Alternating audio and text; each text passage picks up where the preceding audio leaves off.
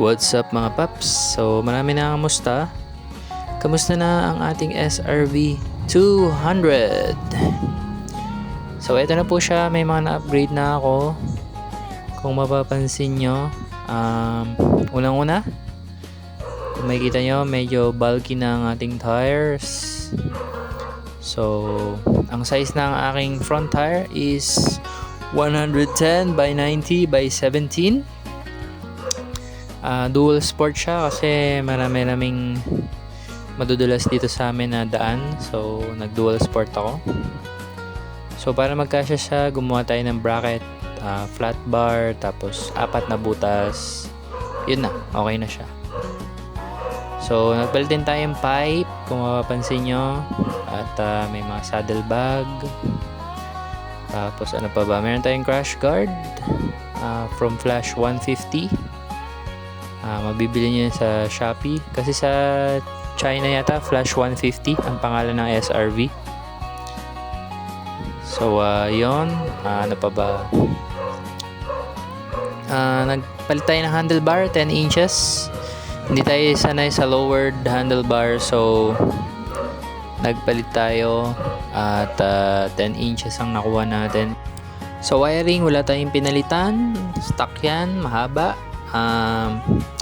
Ano lang, brake hose medyo napahaba sa akin, pero 110, 120 kasya na yun.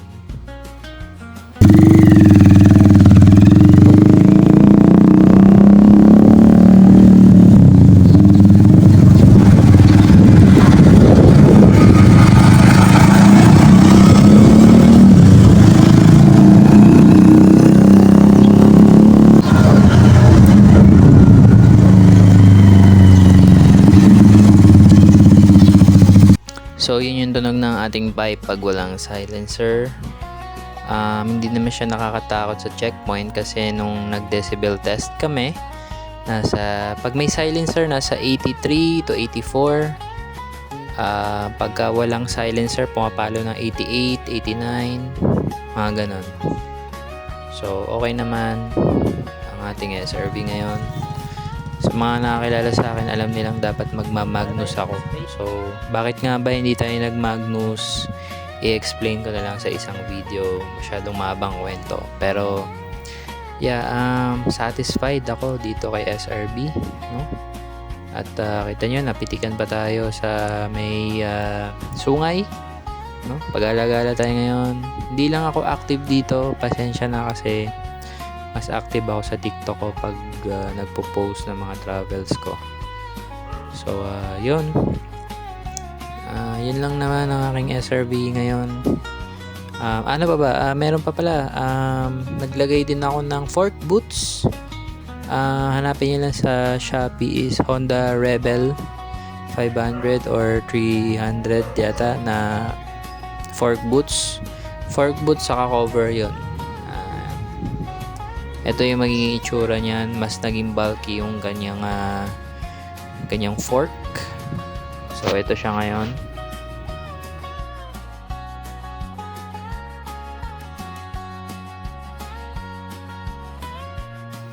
So yun lang muna mga paps. At laging tandaan, classic never goes out of style. At sa ulitin, sorry, hindi ako masyado active dito sa YouTube. Sa TikTok kasi talaga ako active. Ililink ko na lang ang aking TikTok din dito.